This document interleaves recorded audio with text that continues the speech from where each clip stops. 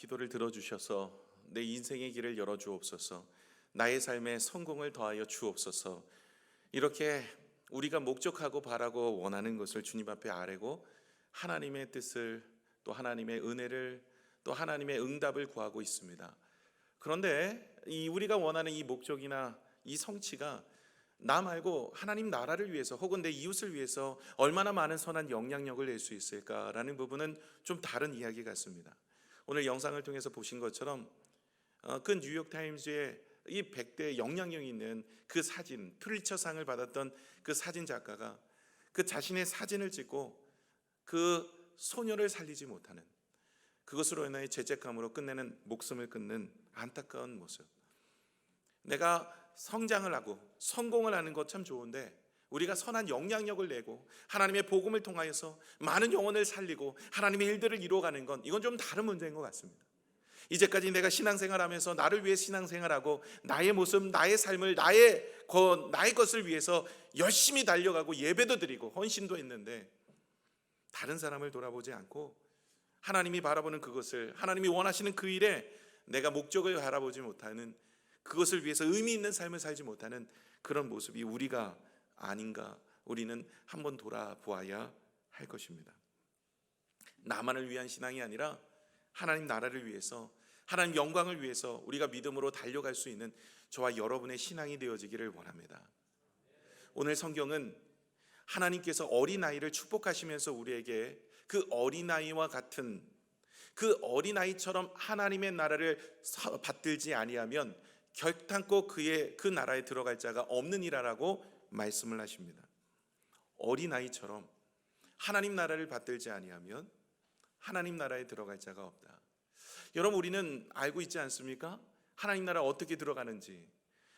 어떤 행위가 아니라 예수 그리스도가 우리를 위해 십자가에 달려 돌아가셔서 우리의 모든 죄를 대속하셨음을 믿음으로, 우리는 그 믿음으로 들어갑니다. 그런데 오늘 성경은 우리가 이 믿음도 있어야 되지만 이 믿음의 결과, 이 열매가 있어야 되는데 그 열매를 보면 그 나무를 알지니, 다시 말해 그 믿음, 예수 그리스도가 나를 구원해 주신 그 은혜, 예수 그리스도가 나를 대속해 주신 그 은혜, 하나님의 백성이 된 그 영광의 은혜의 삶을 살아가는 인생에게는 열매가 있는데 그 열매의 모습이 어린아이처럼 하나님을 받들어 섬기는 모습이라는 거예요. 그래서 성도는, 예수 그리스도의 구원의 은혜를 입은 자는 우리가 하나님의 열매된 인생으로 살아갈 수밖에 없는데 그 모양새가 어린아이처럼 순수하게, 어린아이처럼 낮아짐으로, 어린아이처럼 하나님, 부모를 신뢰하는 것처럼 하나님을 신뢰하며 섬기는 모습이 되어야, 그것이 진정 믿음의 사람의 모습이라는 것을 주께서는 우리에게 일러주고 있는 것이에요.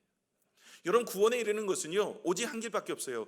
예수 그리스도의 복음밖에 없습니다. 그의 십자가의 능력밖에 없어요. 누구든지 믿음으로 갈 수 있어요. 그러나 구원을 받은 우리의 모습이 정말 구원받았는지 그렇지 못하는지는 그 열매를 보면 그 나무를 알지니, 그 열매, 그 행위, 그 모습, 그 삶의 모습이 믿음의 사람인지 그렇지 못하는지를 알 수 있는 모습이 되는 건데, 그것이 어린아이와 같은 믿음의 모습이라는 거예요. 그래서 저와 여러분이 오늘 이 말씀을 통해서 어린아이와 같은 하나님을 받들어 섬기는, 하나님 나라를 받들어 섬기는 자가 되어지는 믿음의 모습으로 우리가 살기를 원하면서 함께 은혜를 나누어 보도록 하겠습니다. 13살의 어린 존이 있었습니다.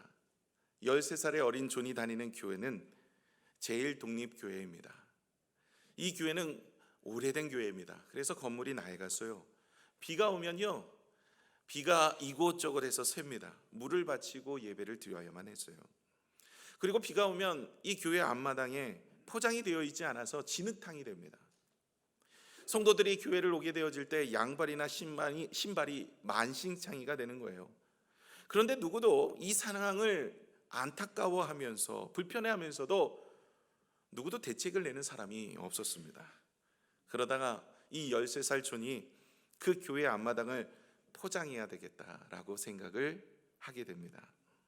그는 어렸을 때 너무나 가난해서 13살이지만 벽돌 공장에서 일을 할 수밖에 없었어요.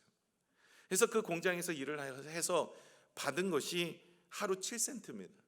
그 7센트의 임금을 일부를 쪼개어서 하루에 벽돌 하나씩 구매를 했어요. 그래서 새벽에 그것을 깔기 시작합니다. 그러나 교회 앞마당이 워낙 넓어서 그렇게 깔아도 한 2년 정도 걸릴 것 같아요. 그런데 기적이 일어났습니다. 이 담임 목사였던 존 챔버스 목사님께서 아침마다 이 벽돌이 조금씩 깔려가는 것이 궁금했어요. 누가 이 일을 하는가. 그래서 평소보다 일찍 교회에 나와 보았더니 그때 13살 어린 존이 교회 입구에서 벽돌을 나르고 그것을 깔고 다지고 있는 거예요. 어른도 하지 않는 일을 이 어린아이가 감당하는 모습에 감동을 받았습니다. 목사님께서 그 아이를 향해서 이렇게 기도했어요. 하나님, 어린 존이 어른들도 하지 않는 일을 하고 있습니다. 하나님께서 축복하셔서 30배, 60배, 100배로 갚아 주시옵소서. 이 챔버스 목사님은 주일 예배 때 존이 한 일을 이렇게 이야기를 했어요. 교인들 모두가 다 이 어린 존의 헌신된 모습에 감동을 받았습니다. 또한 이기적인 자신의 신앙도 회개하게 되었어요. 늘 교회에 오면서 내 기도 제목, 내 헌신, 내 수고, 이것을 통해서 내 것만을 위해서 살았던 그들의 모습이 이제는 하나님의 나라, 하나님의 교회, 내 이웃, 우리 주변의 성도들을 향하여서 무엇을 할 것인가를 자신이 고민하는 그런 회개였습니다. 모두 힘을 합쳐서 교회 앞마당뿐 아니라 낡은 교회 건물을 신축하기로 결정을 했어요. 그리고 신축하였습니다. 13살 어린아이의 이 헌신이 하나님의 일을 만들어낸 것이죠. 오병이어의 기적과 같은 은혜 아닌가 싶습니다. 그 훗날 이 챔버스 목사님이 아이를 향해서 축복 기도했던 것처럼 이 아이는 30배, 60배, 100배의 결과를 맺게 됩니다. 미국의 최신부 장관을 역임하게 되어지고 우리가 잘 아는 백화점 왕이 되어집니다. 미국 전역에 백화점을 130여 개를 가지고 있으며 그는 놀라운 재력가로 성장을 하죠. 그의 이름이 존 워너 메이커입니다. 본문에는 반복되는 단어가 나옵니다. 오늘 본문의 13절에서 16절까지 보시면 매 절마다 반복되는 단어 하나가 나오는데 그 단어는 어린 아이라는 단어입니다. 이 배경은 이렇습니다. 예수님께 이제 부모님들이 이 아이를 축복해 주실 것을, 만져 주실 것을 바라면서 부모가 아이를 데리고 예수님에게 나왔어요. 이 부모는 아이가 예수님에게 축복의 기도를 받고 또 예수님의 만짐을 받으면서 그 아이가 잘 자라나기를 원하여서 아이를 데리고 나온 거예요. 그런데 옆에 있는 제자들이 아이들을 꾸짖는 거예요. 우리가 어렸을 때 이게 동네에서 보시면 그런 거 있잖아요. 약 파는 아저씨들이 약을 막 이렇게 파는데, 약을 파는데 뭐 덤블링도 하고 또 때로는 막 칼 이렇게 하고 막대기 가지고도 뭐라 그러죠? 차력, 자기 힘 자랑 이런 것도 하고 너무 재미잖아요. 그래 제가 앞에 가서 이렇게 봤어요. 그랬더니 아저씨가 이러더래요. 애들은 가. 그러면서 그 약 파는 아저씨 있잖아. 이 약을 바르면 만병통치약 같은 그런 거. 여기 제자들이 그런 거예요. 야, 애들은 가. 꾸짖으면서 애들은 여기 오는 데가 아니야. 가라고 얘기를 하는 거죠. 그럴 때 예수님께서 그 제자들을 꾸짖고 혼을 내시며 노하셨다 그랬어요. 그러면서 이렇게 이야기합니다. 어린 아이들이 내게 오는 것을 용납하고 금하지 말라. 하나님의 나라가 이런 자의 것이라. 하나님의 나라는 이런 자의 것이에요. 이 어린아이 같은 모습이라는 것이죠. 그러면 도대체 이 어린아이 같은 모습이 어떤 모습인지 하나님은 우리를 이 어린아이를 데려다 놓고 그 어린아이의 신앙과 같은 모습을 간직하여 하나님을 섬기라고 이야기했을까요? 여러분, 어린아이는 첫 번째는 순수함이 있습니다. 순진하죠. 그래서 이 어린아이들은요, 무엇을 하든지 그대로 믿어요. 저도 어린아이들을 가르쳐 보면 이 아이들 기도하자 그러면 기도하고 말씀 보자 그러면 말씀 보고 하나님의 말씀을 하나님께서 주시는 말씀으로 받아들여 그 말씀대로 살려고 노력하고 이 아이들은 정말 순수해요. 때를 묻지 않고 그 아이들은요 그대로 믿음으로 바라봐요. 그런데 어른들은 어때요? 그렇지 잘 않아요. 어른들은 성경을 봐도 내가 결론을 다 짓고 성경을 보거나 내가 경험한 대로 성경을 보거나 혹은 이 말씀이 정말 이대로 될까 의심도 하거나. 그런데 아이들은 그렇지 않아요. 그냥 순수하게 하나님의 말씀을 믿음으로 바라봅니다.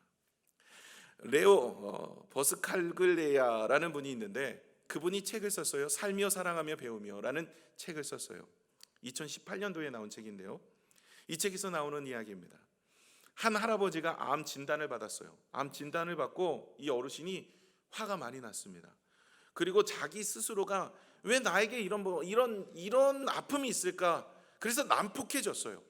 식구들을 향해서 욕을 하고 주변의 것들을 마구 던지면서 난폭해진 모습을 보였어요. 뿐만 아니라 아무도 만나려고 하지 않았습니다. 심지어 간호사, 의사까지 포악하게 대했어요. 그런데 할아버지와 가까이 지냈던 동네 어린아이가 소식을 듣고 달려왔어요. 가족들은 내가 이 할아버지를 좀 만나주면 안 되겠니? 하고 들여보냈습니다. 그런데 놀랍게도 이 할아버지가 이 아이를 만나고 난 이후에 완전히 바뀌었어요. 사람을 만나기 시작해요. 그리고 그의 포악했던 성격들이 유하게 바뀌기 시작합니다. 이상히 여겼습니다. 그래서 가족이 물어봤어요. 내가 할아버지에게 무슨 이야기 했니? 아니요, 저는 아무 이야기도 하지 않았어요. 그러면 그 시간에 무엇 했는데 할아버지가 이렇게 변화가 됐을까? 그랬더니 이 아이가 이렇게 이야기하는 거예요. 저는 할아버지와 그냥 함께 아픔을 나누며 울었어요. 그 아이의 울음과 그 아이의 아픔을 함께 끌어안으면서 이 할아버지는 마음이 회복이 되더라 하는 것입니다. 이 아이는 순수한 마음으로 그 할아버지를 안고 그 할아버지의 마음을 위로하면서 함께 울었던 것이죠. 순수함이 이것입니다. 우리 주변의 아픈 자들, 어려운 자들, 힘든 자들을 향하여서 우리가 함께 울어주고 웃어주고 함께 나눠주는데 이런 모습이 우리 안에 있어야 돼요. 어느 순간 우리는 때 묻어서 계산을 하기 시작합니다. 저 사람이 내가 도와줬을 때 무엇을 나에게 줄 수 있을까? 이익을 계산합니다.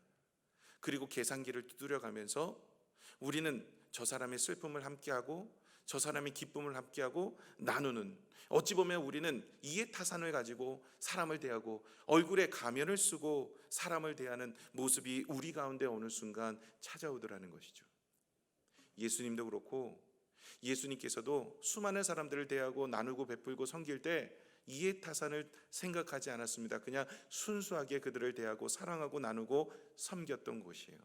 저도 어느 순간 이 모습이 사라져 버렸어요.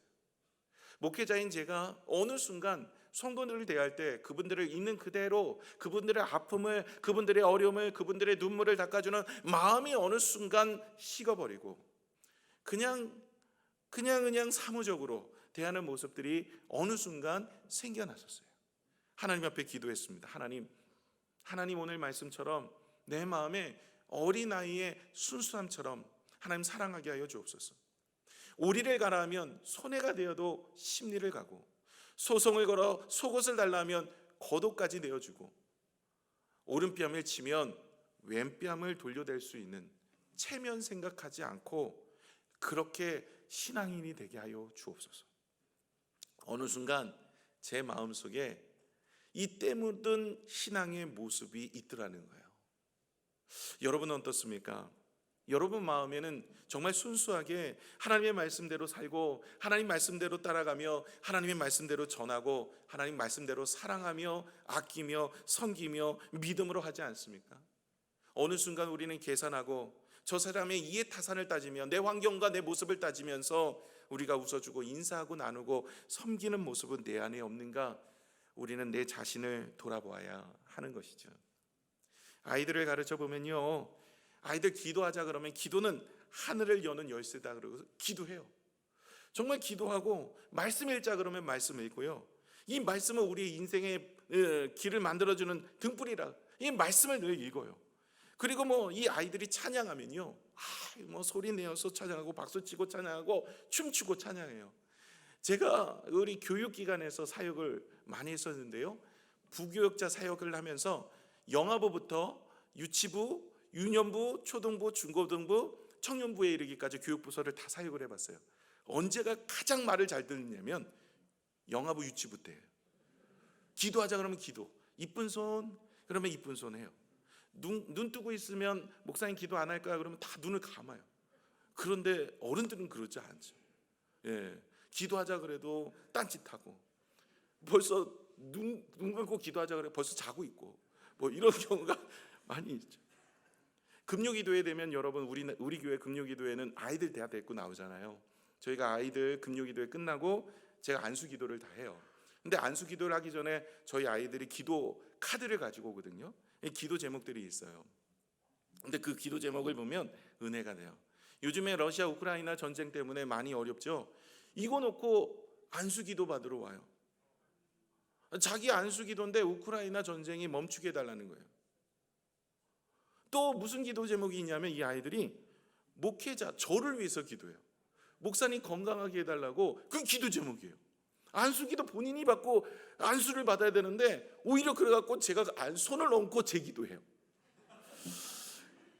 이게 근데 어른으로 올라갈수록 이런 기도가 없어요. 세일의 밤기도에 기도 제목 내라 그래도 저를 위해 기도하는 분들이 그 기도 제목 내는 분들, 물론 저를 위해 기도하시겠죠. 그런데 기도 제목같이 내는 분들이 별로 없어요. 그리고 아이들이 지난주에 보니까 모든 성도들이 건강해지고 행복해졌으면 좋겠대요. 이게 기도 제목이에요. 여러분, 이런 기도 제목 내보셨어요? 우리는 벌써 때 묻은 거예요. 우리 아이들은 이거 놓고 기도 제목 안수기도 받아요. 하나님, 우크라이나 아이들, 하나님 너무 상처받았는데 그 아이들 치유해 주시고 회복을 주세요. 모두 다 건강하게 해주세요. 그렇게 모두를 위해서 이 아이들은 정말 순수함이 있는 것 같아요. 하나님 말씀대로 살려고 노력하고 힘쓰고 애쓰는 모습이죠. 어느 순간 우리는 이 모습이 잊혀졌어요. 사라져버렸어요. 저와 여러분이 우리가 성도의 모습으로 다시 한번 예수 그리스도 십자가의 구속의 은혜를 믿는 믿음의 삶은요, 이와 같이 따지거나 묻지도 아니하고 순수한 모습으로 사랑하고 나누고 울고 기뻐하고 아껴주고 섬기는 믿음의 모습, 계산하지 않고 사람을 대하고 함께할 수 있는 그런 모습. 저도 그 모습이 없어서 회개를 하고 있는 중입니다. 여러분, 우리 또한 어린아이 같은 순수함을 잃어버리지 말고 늘 함께 기쁨으로 살아가는 저와 여러분이 되시기를 축복합니다. 두 번째, 어린아이처럼 어떤 위치에서 섬겨야 되냐면 낮은 자의 위치에서 섬기는 모습이 되어야 돼요. 미국의 유명한 정치가이며 사상가였던 벤자민 프랭클린이라는 분이 있습니다. 우리 사진을 보여주실까요? $100짜리입니다. 미국에서 가장 큰 돈이죠. 여기 보시면 이 벤자민 프랭클린이라는 이분이 나오는데요. 이분은 대통령이 아니에요. 그런데도 불구하고 여기에 이제 미국의 건국의 아버지라고 이야기해요. 많은 사람들이 이분을 존경합니다. 이 존경을 받을 만한 이유가 어디 있었냐면 그가 어렸을 때 이 경험을 했기 때문에 그래요. 자, 사진은 좀 이렇게 치워주세요. 오버랩이 됩니다. 자꾸 저하고. 1부 때도 계속 보여주고 있어서 제가 불편했어요. 이분이 청년일 때 한 어르신 집에 이제 들어가서 같이 교제하는 일이 있었어요. 동네 어르신. 그런데 그 집은요, 들보가 낮았어요. 그래갖고 머리를 이렇게 받치는 경우가 많았는데 이 노인분이 이제 집을 나서는 이 젊은이에게 머리를 숙이라고 이야기했어요. 갑자기 머리를 숙이라 그러니까 이 프랭클린이 무엇인가 이러면서 생각을 하다가 지나가다 그냥 머리를 부닥친 거예요. 그러면서 이분이 이 젊은이에게 이렇게 이야기합니다. 여보게 젊은이, 자네가 세상을 살아가면서 머리를 자주 숙이면 숙일수록 그만큼 부딪히는 일은 적을 것일세. 이 얘기를 하는데 그 이야기가 마음에 확 와닿는 거예요. 평생을 이 이야기를 마음에 담고 살았대요. 머리를 많이 숙이면 숙일수록 부딪히는 일이 적을 거래요. 우리는 자꾸만 내 의견, 내 주장, 내 생각 혹은 내가 고자세로 이렇게 섬기다 보니까 부딪히는 일들이 많아요. 저도 그렇고. 그런데 이 프랭클린이라는 이분이 그 어르신으로부터 배운 것이 바로 낮은 자세, 다른 사람보다 나를 낮게 여기는 자의 모습으로 그렇게 살아가는 모습으로 섬기는, 평생 그렇게 섬겼더니 많은 사람들이 존경을 하더라는 거죠. 이것이 어린아이 위치에서 섬기는 자의 모습, 가장 낮은 자의 모습으로 섬겼던 모습인데 예수 그리스도가 그런 모습으로 섬기셨어요. 하나님과 동등됨을 버리시고 그 영광을 다 버리시고 이 땅에 오셔서 베들레헴이라는 곳에서 태어나시고 말구유에 태어나시고, 그리고 나사렛이라는 그런 가장 허름한 동네에서 목수의 아들로 사셨어요. 그리고 수많은 어렵고 가난하고 힘들고 아픈 사람들을 돌아보고 십자가에 달려 죽으면서까지 우리를 구원하시는 그 사랑과 낮아짐이 있으셨어요. 십자가에 달려 돌아가시기 전날 밤 마가의 다락방에서 만찬을 하실 때에도 세족식을 제자들에게 하는데 누구도 발을 씻어주지 않을 때 예수님께서 허리를 둥이시고 허리에 그 수건을 둥이시고 제자들의 발을 씻어주기 시작합니다. 낮은 자세로 제자들을 섬겨요. 너희도 나중에 이렇게 섬기라 이러면서 본이 되어 주셨습니다. 마태복음 11장 29절에서 예수님의 마음의 모습이 나오는데 함께 읽겠습니다. 시작. 나는 마음이 온유하고 겸손하니 나의 멍에를 메고 내게 배우라. 그리하면 너의 마음이 쉼을 얻으리니. 나의 마음에 온유하고, 나의 마음이 온유하고 겸손한 주님의 마음은요 온유와 겸손이에요. 온유라는 것은 부드러운 마음이라는 것인데 원어적으로 보면 단련받은 마음이래요. 그러니까 우리는 거친 마음을 갖고 태어나는데 하나님의 말씀으로 단련을 받으면 부드러운 온유의 모습이고, 그리고 겸손의 모습, 낮은 자의 모습으로 섬기는 그 주님의 멍에를 함께 매게 되면 어떤 일이 일어나냐면 마음의 쉼이 얻는 거예요. 여러분, 우리가 세상을 살 때 세상의 기준점은 더 높이 올라가는 거예요. 더 성공이에요. 다른 사람보다 더 높이, 더 많은 것을 얻고 더 많은 것을 누리는 거예요. 그러다 보면 경쟁 사회에서 힘을 얻지 못해요. 그런데 오히려 나누고 베푸는 인생을 살아갈 땐 주님이 채워주시고 우리는 힘을 얻게 되어지는 것입니다. 낮은 자리에서 베풀고 섬기고 헌신하게 되어질 때 하나님께서는 우리에게 참된 힘을 주십니다. 뿐만 아니라 하나님 그 낮은 자를 찾으셔서 하나님의 일들을 감당하게 하시고, 때로는 하나님이 선택한 자가 낮아지도록 만드셔서 그 일들을 이루어 가셔요. 대표적인 예가 모세인데요. 여러분, 모세는요 나이 40세까지 왕궁에서 왕자로 자랐어요. 애굽이 그 당시에 대단한 나라였었는데 거기서 왕자의 신분으로 자랐다니까 대단하죠. 그는 그 당시에 내가 하나님 나라에 뭔가를 한번 해봐야 되겠다, 내가 하나님의 일들을 감당해야 되겠다고 히브리족에게 나아갔더니 그 애굽의 군사가 히브리 자기 백성들을 괴롭히는 것을 보았어요. 애굽의 군사를 쳐 죽입니다. 그 다음날 갔는데 오히려 히브리 백성들이 자기를 이렇게 환호하는 것이 아니고 환대하는 것이 아니라 오히려 외면하는 거예요. 우리를 죽이려고 하느냐. 오히려 이 모세를 외면하는 겁니다. 거기에 상처를 받고 그는 도망하여서 미디안 광야 40년을 지냅니다. 정말 죽어 지내는 거예요. 거기서 낮아지고 또 낮아지게 됩니다. 하나님께서는 그렇게 낮아진 모세를 나이 80세에 부르십니다. 그리고 그를 이스라엘 지도자로 세우시는데 모세가 얼마나 낮아졌냐면 주여 보낼 자를 보내소서 5번이나 부인하죠. 주님께서는 화를 내시고 보내지 않습니까? 그 정도로 이 모세는 낮아진 마음으로 하나님을 섬기고자 했던 거예요. 그럴 때 하나님은 그를 통해 놀라운 일들을 이루어 가신 거죠. 이스라엘의 초대 왕이었던 사울왕도 마찬가지입니다. 그를 택할 때는 정말로 괜찮은 사람이었어요. 그가 나중에 변질돼서 문제지 초대 왕이었던 사울왕은요 정말 하나님이 그를 세우고 마음이 흡족했어요. 그는요 그 하나님께서 그를 세우실 때 나같이 미약한 자가 어찌 초대 이스라엘 왕이 될 수 있을까?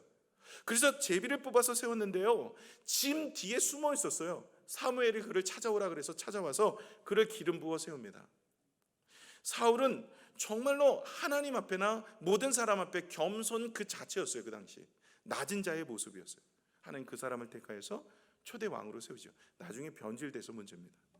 다윗도 그랬습니다. 늘 겸손한 마음이에요. 무엇보다 하나님 앞에 겸손했어요.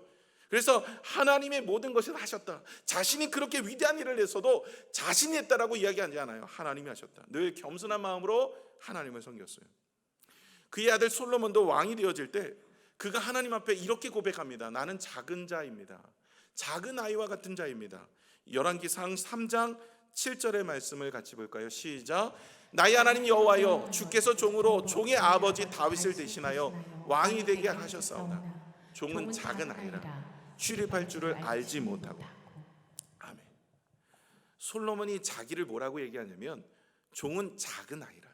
여러분, 지금 솔로몬의 나이는 20세입니다. 아이가 아니에요. 청년 때예요. 그런데 이 표현은 자기가 연약하고 낮은 자다라는 이야기를 하고 있어요. 그래서 하나님 앞에 일천번제를 드립니다. 자신이 하나님의 은혜 아니면 할 수 없다고요. 그런 낮은 자세로 일천번제를 드리고요, 하나님 앞에 복을 받게 되어진데 네가 무엇을 원하느냐라고 물으셨을 때 그는 이야기합니다. 하나님, 저에게 하나님의 음성을 들을 수 있는 마음을 주세요. 아니, 너무나 귀하잖아요. 그 마음을 구합니다. 그래서 그 낮은 자세에서 하나님을 섬겼던 솔로몬을 하나님이 기뻐하세요. 물론 나중에 그도 변질되지만요. 여러분, 하나님은 어떤 사람을 택하셔서 어떤 사람을 세우시고 어떤 사람을 기뻐하시냐면 이렇게 낮은 자의 모습으로 하나님을 섬기고 사람들을 대하며 우리가 그 낮은 자의 모습으로 살아가는 것을 기뻐하십니다. 저도 잘 안 돼요. 그래서 죽이고 또 죽이고 살아가고 있는데 잘 되지 않습니다. 예수님은 이 겸손하게 하나님의 일들을 감당하여 십자가에 달려 돌아가심으로 우리를 구원하셨어요. 겸손한 믿음의 사람들은 하나님 앞에 겸손하였고 사람들 앞에 겸손하여 하나님의 일들을 이루어 가셨어요. 저와 여러분도, 우리 믿음의 성도들도 하나님 앞에 우리가 어린아이처럼 낮은 위치에서 하나님의 말씀을 잘 섬기고 베푸는 믿음의 성도들 다 되어지기를 소망합니다. 여러분, 예수님께서 제자들을 뽑으실 때 무엇을 보고 뽑으셨을까요? 가진 것이 많아서, 배운 것이 있어서, 그가 똑똑해서? 아닙니다. 하나님은 이 제자들을 뽑을 때 무엇을 보고 뽑으셨냐면 이 낮은 마음을 가진 자의 모습. 다시 말해, 나의 생각, 나의 계획, 나의 모든 경험까지 다 내려놓고 하나님의 말씀이라면 내가 순종하겠습니다. 이게 겸손이에요. 이게 신앙의 겸손입니다. 여러분, 예수님이 밤이 맞도록 기도하신 후에 나아가서 제자들을 뽑으실 때 베드로와 그의 가족들을 부르십니다. 그의 식솔들을 부르죠. 안드레도 베드로의 형제였고요, 야고보, 요한도 같이 있었을 때인데, 그렇게 해서 예수님이 그 제자들을 부르실 때 여러분 그때 기억하십니까? 무엇을 말씀하셨어요? 그들이 밤이 맞도록 고기를 잡았는데 한 마리도 잡지 못합니다. 그러고 새벽이 되었는데 예수님이 나타나셔서 야, 깊은 곳에 가서 그물을 내리라는 거예요. 여러분, 저는 잘 모르는데요, 이 그물을 내리고 다시 올려서 다시 내리려고 하면 이 내렸다가 올렸던 것을 다시 손질을 해야 되는데 그 손질이 얼마나 시간도 많이 걸리고 번거로운지 몰라요. 근데 이제 한번 내리고 와서 이제 밤새도록 고기를 잡고 와가지고 이제 그물을 손질하고 있고 이제 들어가 쉬어야 될 때입니다. 그런데 예수님이 오셔서 깊은 곳에 가서 그물을 내리라는 거예요. 여러분, 예수님의 직업이 뭐죠? 목수입니다. 베드로의 직업은 뭐죠? 어부입니다. 목수가 고기를 잘 잡을까요? 어부가 고기를 잘 잡을까요? 퀴즈 내겠습니다. 1번 어부, 2번 목수, 3번 목사, 4번 집사, 5번 권사. 몇 번이겠습니까? 1번. 그렇죠? 누가 봐도 고기를, 또 3번 이런 분 안 계시죠? 목사. 그래도 목사님 잘 잡게 생겼다 뭐 이런. 제가 사람은 잡을지 몰라도 고기는 못 잡아요. 이 어부가 고기를 더 잘 잡죠. 이 베드로는요, 집안 자체가 어부 출신이에요. 어부 가문이에요. 그래서 조상 대대로 내려오는 갈릴리에서 고기를 잡는 사람입니다. 어디에 고기가 잘 잡히는지, 고기가 많은지 잘 아는 사람이에요. 여러분, 새벽은요, 지금도 그렇대요. 갈릴리의 깊은 바다에는 고기가 안 살아요. 새벽에는 고기도 잠을 잔대요. 그래서 새벽녘에는 얕은 데로 있대요. 깊은 곳에는 없는데 깊은 곳에 가서 목수 되신 예수님이 깊은 곳에 가서 금을 내리라는 거예요. 그런데요, 이 제자들이요, 그 말씀을 듣고 모든 것을 다 내려놓고 깊은 곳에 가서 그물을 말씀을 의지하여 내립니다. 고기가 찢어지도록 많은 잡히는 거예요. 여러분, 이것은요, 하나님의 말씀 앞에 낮은 자의 모습이에요. 나의 경험, 나의 생각, 나의 모든 것 다 겸손하게 내려놓고 그냥 듣는 거예요. 어린아이 같은 믿음의 모습으로 하나님 앞에 낮은 자의 모습이죠. 우리는 어느 순간 내가 경험하고 내가 생각하고 내가 바라보고 말씀을 읽어도 내가 토막을 잘라서 내가 해석하고 하나님의 말씀에 대해서 이건 내가 이해가 안 되고 이건 내가 이해가 되니까 이 말씀 붙잡고 살아야지 이러면서 이 말씀에 대해서 내가 낮아짐이 없어요. 또 그 말씀을 갖고 사람들을 대할 때도 그 사람들 앞에서 낮아진 자세로 섬기는 것이 아니라 고자세예요. 높은 자세에서 지시하고 섬기려고 그러는 거예요.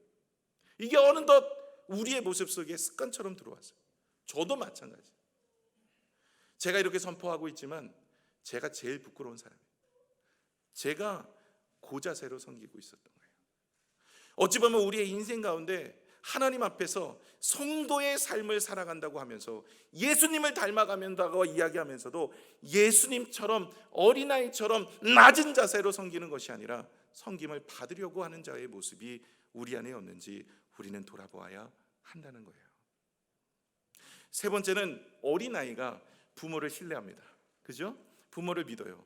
우리 아이, 여러분 자녀 엄마 못 믿어, 아빠 못 믿어 이런 분 없잖아요. 그죠? 갈 때 현준이한테 묻지 마세요. 어찌 보면은 은혜가 안 되는 이야기를 할 수 있을 것 같아요. 아빠는 못 믿어요 이러면서. 중세 시절 독일의 어느 성당에서 찬양대가 연습을 하는데 한 아이가 지휘자 앞에 왔어요. 와가지고 아인데 저 찬양대원 되고 싶어요. 이러는 거예요. 우리 한번 물어볼게요. 조현희 집사님, 우리 주일학교에서 찬양대 신청하면 받아주실 거예요? 안 받아주실 거예요? 우리 저 집사님은 받아줘요. 저런 분이 이제 대단합니다. 이분은 안 받아준다고. 애들은 가 뭐 이러는 거죠. 여기 어른만 하는 거야 이러는 거죠. 받아줄 수 없다. 애들은 안 돼. 네가 찬양을 얼마나 잘하는지 모르는데 애들은 안 시키는 거야. 안 되는 거야. 그러면서 돌려보내려고 하는데 이 아이가 지휘자님을 바라보면서 이러는 거야. 지휘자님, 그러나 주님께서 나에게 기도하는데 음성을 들려주셨어요. 저를 쓰시겠다는 거예요. 그리고 성가대에서 하나님께 섬기라고 말씀하셨어요. 기도 중에 그렇게 했다는 거예요. 지휘자분이 기도 응답받고 왔다는데 뭐라 그러겠어요? 그래? 그럼 할 수 없네. 그러면서 세웠대요. 세웠더니 이 소년이 믿음도 대단할 뿐만 아니라 찬양을 그렇게 잘하더래요. 그렇게 해서 탁월하게 하나님의 말씀을 붙잡고 살았던 이 아이가 장차 자라나서 종교개혁을 이끌었던 마틴 루터가 됩니다. 이 마틴 루터는 어렸을 때부터 하나님의 말씀을 신뢰했어요. 하나님이 나를 쓰시다면 쓰시는구나. 하나님이 나에게 말씀하시면 그대로 되는구나. 거기에 마음이 있어서 하나님이 나를 통해서 일을 이루시겠다라는 이 종교개혁도 그 어려운 현실 속에서도 그는 끝까지 그 말씀 붙잡고 하나님 중심으로 살아서 종교개혁을 일으켜납니다. 여러분, 요셉이 어렸을 때 꿈을 꿨어요. 하나님의 말씀에 신뢰를 갖고 살았어요. 그래서 형제들이 미움을 미워서 그를 팔았을 때도 그가 팔렸던 나이가 17세예요. 그리고 종으로 팔렸고 보디발 장군의 집에서 열심히 일을 하다 누명 쓰고 감옥에 들어갔어요. 그가 총리가 된 나이가 30세예요.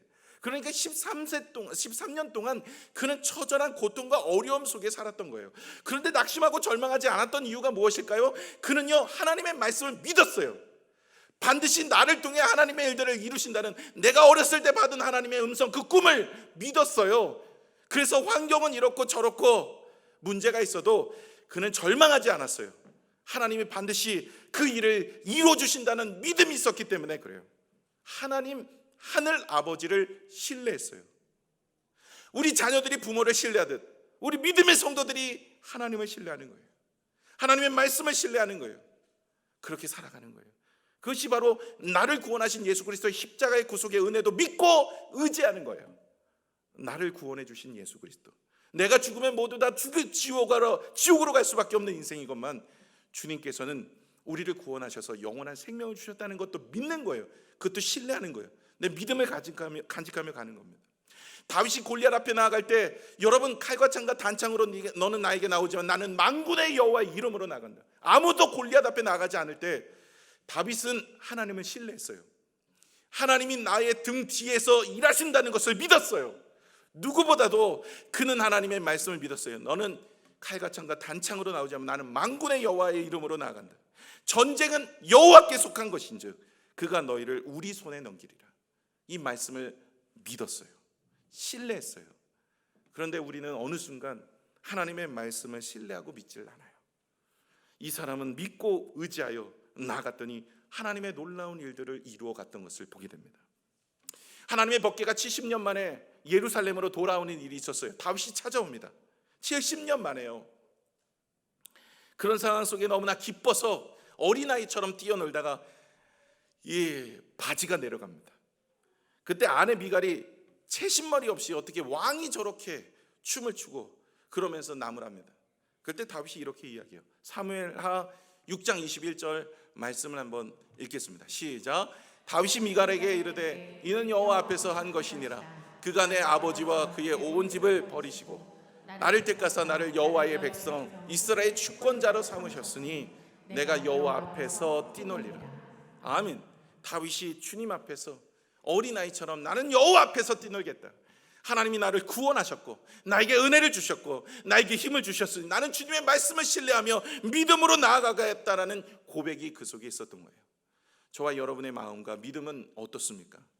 여러분 하나님만을 신뢰하며 하나님만을 의지하며 나아가고 있습니까? 오늘도 기도하면 하나님이 우리의 기도를 들을 수 있다는, 들어주신다는 확실한 믿음이 여러분 안에 있으세요?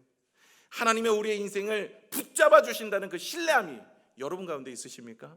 지금의 인생의 길이 내가 생각하고 뜻대로 되어지지 않지만 반드시 하나님은 우리를 좋은 길로 인도해 주시는 과정이라는 것을 신뢰하고 믿으십니까?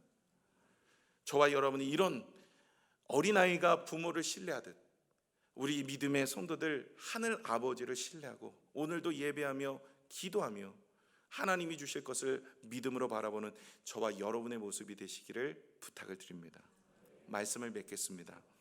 오늘 하나님께서는, 예수님께서는요, 이 어린아이를 통하여서 하나님 나라에 합당한 자의 모습이 무엇인지를 우리에게 일러주고 있습니다. 하나님 나라를 어린아이처럼 받들지 아니하면 결탄코 들어갈 자가 없다. 다시 말해 성도는 이런 삶을 살아갈 수밖에 없는데 말씀 앞에 겸손할 수밖에 없는 거예요. 말씀 앞에 순수함이 있는 거예요. 언제나 그 말씀 앞에서 낮아진 자의 모습이 있는 거예요. 그리고 부모를 신뢰하듯 하나님 아버지를 신뢰하는 모습이 있는 겁니다. 저와 여러분이 이런 믿음의 모습을 간직하여서 하나님 앞에 기쁨이 되어지고 쓰임받는 하늘의 사람들 다 되시기를 축원합니다. 기도하겠습니다.